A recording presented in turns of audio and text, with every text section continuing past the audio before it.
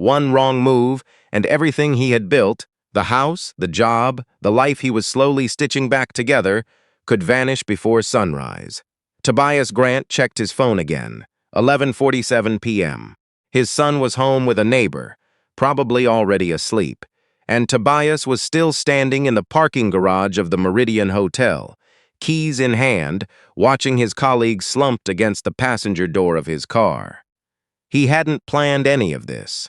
The evening had started as a company dinner, the kind of obligatory event that nobody really wants to attend, but everybody shows up to anyway, in their best blazer and their most practiced smile. Tobias worked in hospital administration at Crestfield Medical Center in Columbus, Ohio. He was 41 years old, a black man who had raised his 9-year-old son, Noah, alone since his wife passed 3 years ago. He didn't talk about that much at work. He didn't talk about much of anything personal at work. That was intentional. There were about 30 people at the dinner, held in one of the hotel's private dining rooms. Open bar, catered food. The kind of event where the executives sat at one end of the table and everyone else quietly pretended not to notice.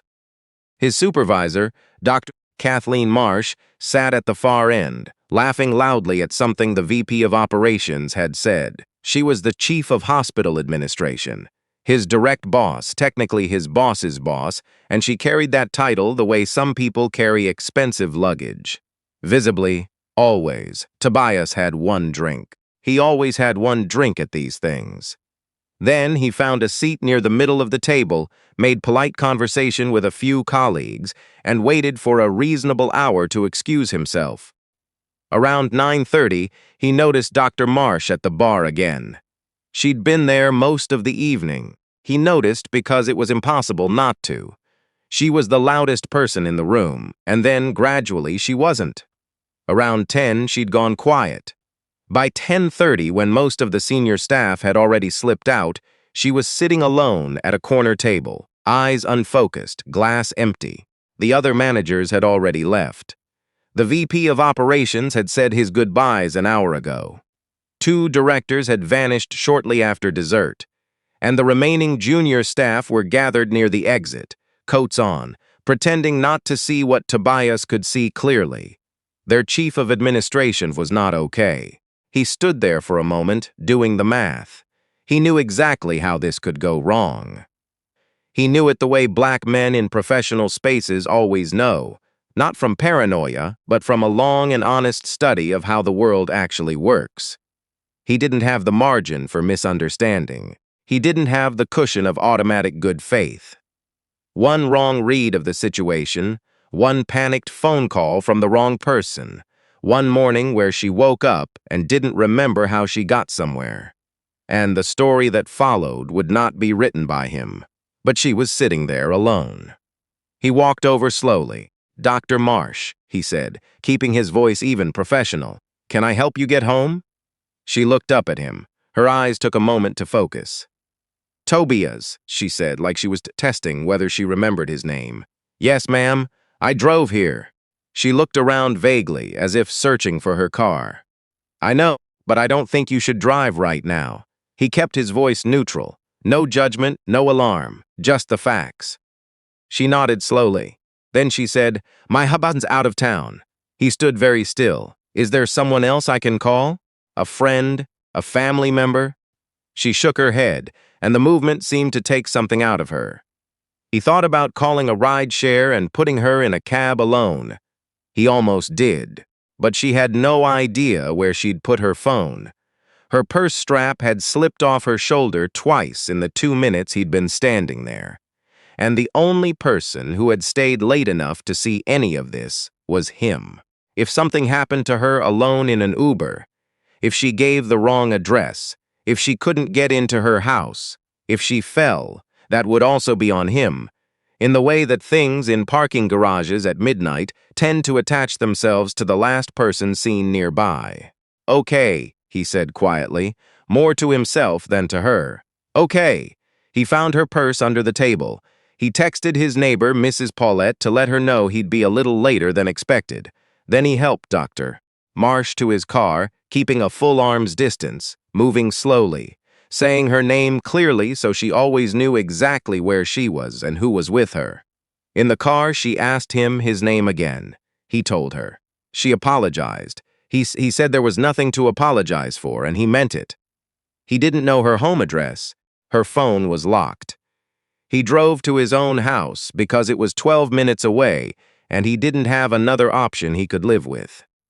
When they got there, Mrs. Paulette, a retired nurse in her 60s who had been watching Noah since the beginning, came to the door when she heard the car. Tobias explained the situation quietly, standing on the porch. Mrs. Paulette looked at him for a long moment, then looked at the woman sitting carefully in the front seat of his car. "She's your boss?" Mrs. Paulette said. "Yes, ma'am." "Bring her in," she said. "I'll make up the couch in the spare room." That was the other reason he'd texted Paulette before he made any decision. He needed a witness. He needed someone who could say clearly and without hesitation exactly what happened and in what order. He was not naive about that. He was not ashamed of it either. He helped Dr. Marsh inside. Mrs. Paulette got her settled in the small guest room off the hallway, the one that had been Tobias's home office before he turned it into a room with a pull-out couch for his mother-in-law's visits. He left a glass of water and 2 ibuprofen on the nightstand. He found a folded blanket from the closet and set it at the foot of the couch, still folded. He didn't touch her again after she sat down. He slept on the living room floor with a blanket from the hall closet, his phone on the ground beside him. Noah was in his room, asleep, unbothered. The first thing Dr. Kathleen Marsh heard when she opened her eyes was cartoons. Specifically, it was the kind of high-pitched animated, arguing that she associated with Saturday mornings and not knowing where she was, which was exactly the situation she was in. She sat up. Her head moved carefully, like it was on a swivel and the screws were loose. White walls, a folded blanket, a glass of water on a side table, and 2 pills she hadn't taken yet. Daylight around the edges of a closed curtain. A child's drawing taped to the door. A lopsided sun, 2 stick figures, the word Dad written in large red crayon letters. She didn't recognize the room. She sat there for a full minute, heart starting to pick up speed. She remembered the dinner. She remembered the bar. She remembered a lot of laughing, and then not a lot of anything, and then someone saying her name in a calm voice and guiding her out of a chair. She didn't remember the car. She didn't remember arriving here. She found her purse on the floor beside the couch. Phone inside. 3 missed calls from her friend Sharon, sent around midnight. No calls after that. She stood up slowly and opened the door. The cartoon sound got louder. Down the short hallway, she could see a living room, a couch, a coffee table covered in Lego pieces, a small boy in pajamas watching television. He looked up when he heard the door.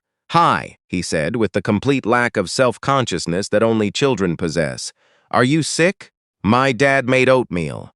Do you want some?" She opened her mouth and couldn't quite find words. "No," a voice from the kitchen, even, familiar. "Come finish your breakfast." Tobias Grant appeared in the kitchen doorway. He was in a plain gray t-shirt and dark jeans, holding a dish towel. He looked like he hadn't slept well. He looked like someone who had been awake and waiting for exactly this moment, and had prepared for several versions of it. "Dr. Marsh," he said. "Good morning. Can I get you some water, coffee?" She stared at him. "What happened?" "You weren't able to drive home safely last night," he said. "I offered to call you a car, but I wasn't able to get your address and your phone was locked. My neighbor, Mrs. Paulette, she was here last night. She can confirm everything. Helped get you settled in the guest room." "I slept in the living room. Noah was in his room all night." He said it clearly and without rushing, like he'd been organizing those sentences in his head for hours. Because he had been, she looked at him. Then she looked at the child, who had appeared in the kitchen doorway holding a spoon. "You have a son," she said. "Yes, his name is Noah. He's 9. "I didn't know that." "No," Tobias said. "Most people at work don't." She stood in the hallway for a moment longer. Then something shifted in her face. Not dramatically, not all at once, but the way a person's expression changes when they're recalibrating. When the version of events they almost believed gets quietly replaced by the version that's actually true. She thought about the drawing on the door, the word Daddy in red crayon. She looked at Tobias Grant, really looked at him, and she saw a man who had slept on his own floor to make sure she was safe, and who had told his neighbor to come over, and who had left ibuprofen on the nightstand without waking her.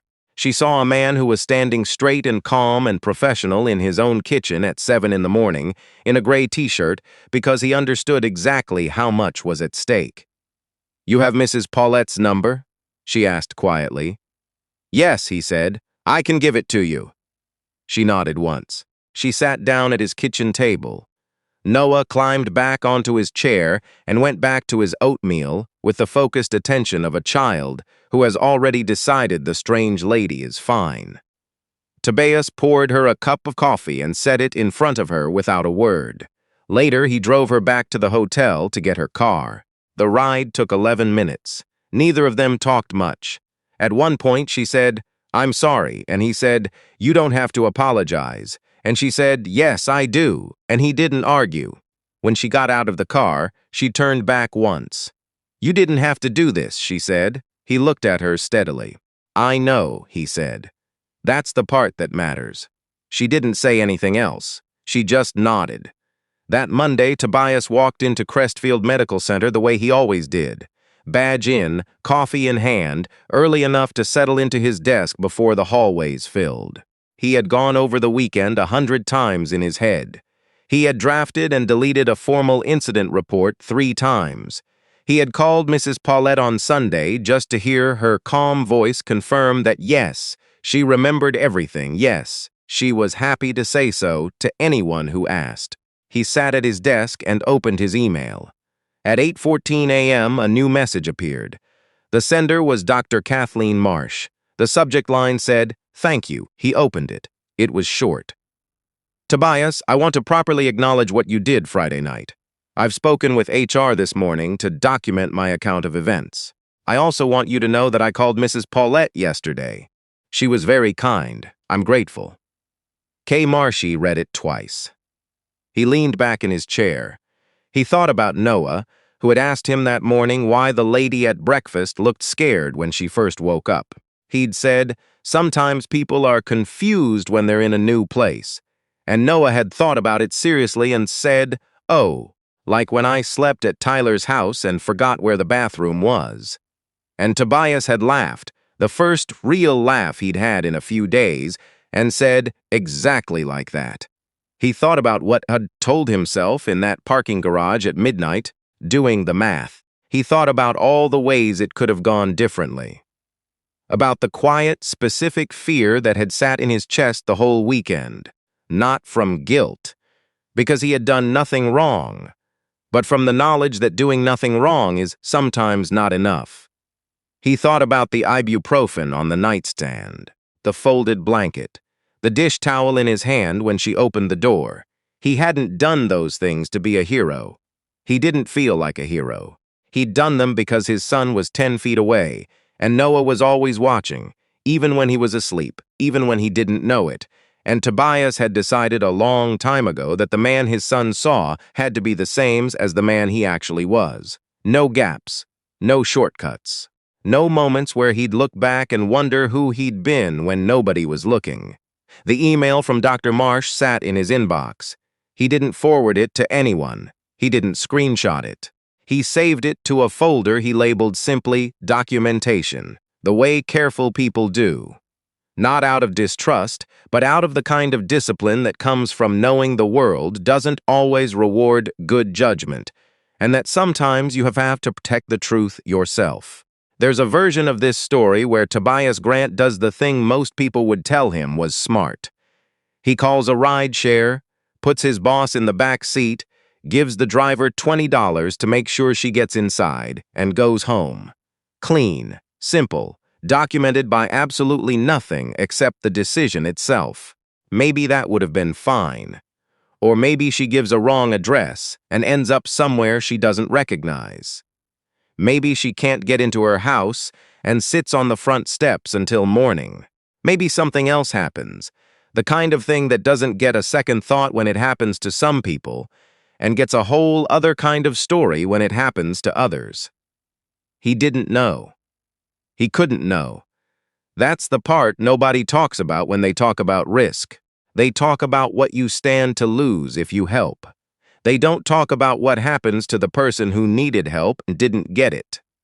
They don't talk about the version of you that drives away and lives with that. Tobias wasn't a saint.